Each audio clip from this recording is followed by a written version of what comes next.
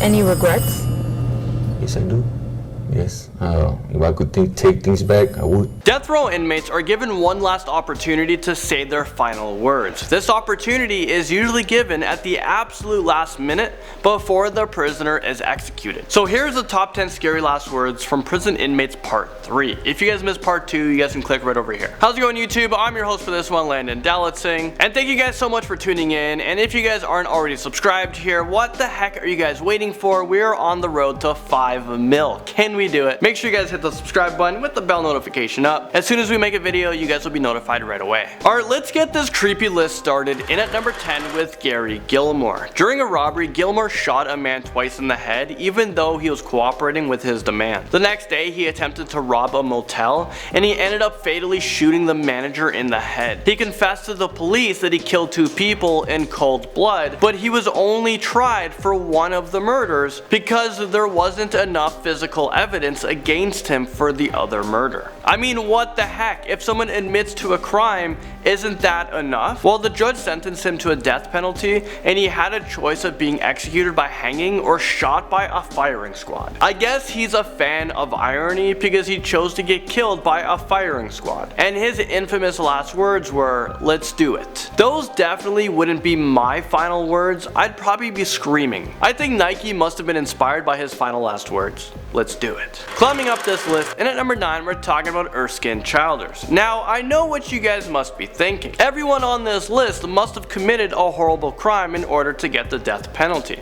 Well, he might be our one exception to this rule. Childers was actually an Irish author who wrote a lot of successful novels, but he also had a little bit of a dark side. He would smuggle guns into Ireland with his sailing yacht until he was caught and sentenced to death. I mean, this seems pretty harsh, but this was during the late 1800s. But what makes things even worse, he filed an appeal and it was pending when they executed him, which is highly illegal today. So before he was executed by a firing squad, he said, "Take a step forward, lads. It will be easier that way." I don't blame him for being bitter. I think this was a pretty cruel and unusual punishment for his crime. Number 8, we have Jimmy Glass, who said, "I'd rather be fishing." Yeah, no shit.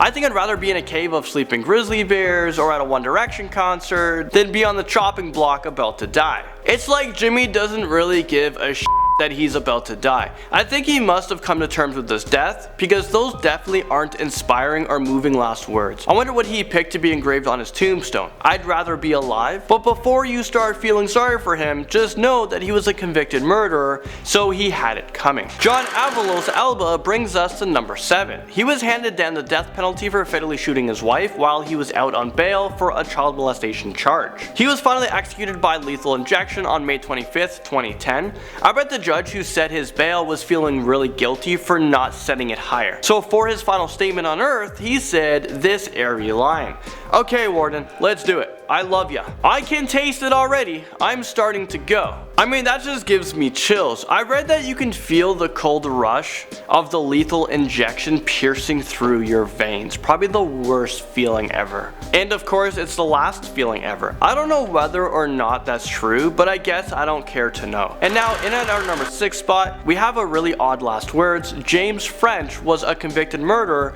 and he was actually the last person to be executed under Oklahoma's death penalty. He was a pretty violent man. He was already convicted to life in prison for murdering a man who had picked him up from hitchhiking, but he had the desire to die. So that's when he brutally murdered his cellmate in order to get the death penalty. As soon as he was prepped to be executed by the electric chair, he came up with these infamous last words. How's this for a headline? French fries. Do you guys get it? His last name was French, and he was about to get fried by the electric chair. I know I shouldn't be laughing, but it's a little clever. From one scary but clever final statement to another, and at number 5 is George Apple. He said, "Well, gentlemen, you are about to see a baked apple." I would like to think I was given the opportunity for a final statement.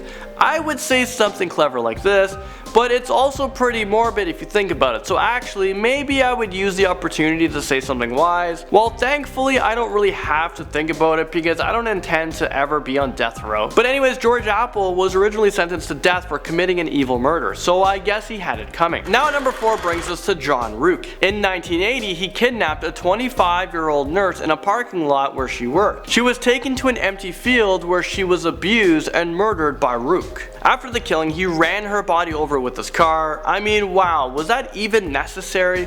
After he was sentenced to death, he made several appeals, but they all failed. So on the day of his execution, he said, "Freedom! Freedom at last! It's been a good one. Well, I hope you enjoy your freedom, and I'm glad you won't be able to hurt anyone ever again." Tory Twain McNabb takes us to number 3 on our list. He was executed by lethal injection for killing a police officer back in 1997. His lawyers attempted to make an appeal stating that the state's execution methods was cruel and unusual, but the judge was pretty firm and declined their appeals. So during his final minutes, he said, "Mom, sis, look at my eyes. I got no tears. I am unafraid. To the state of Alabama, I hate you. I hate you. I hate you." And as the procedure began, he raised his middle finger to the police officers, and he actually died in that position. I mean, wow, what an honorable way to go.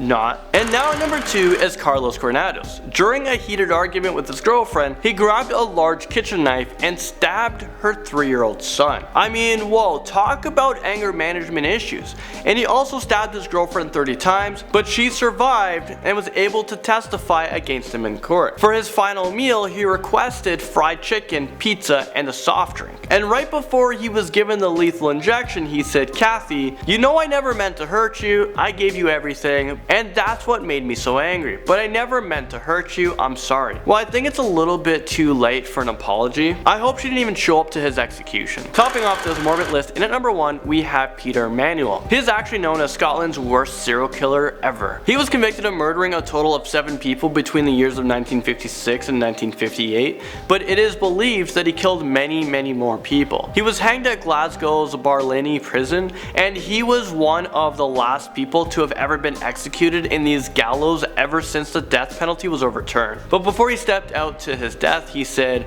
"Turn up the radio and I'll go quietly." There's just something about that statement that gives me the chills. Well, there you guys have it. Thank you guys so much for watching this video. We'll see you guys all in the next most amazing top 10 video.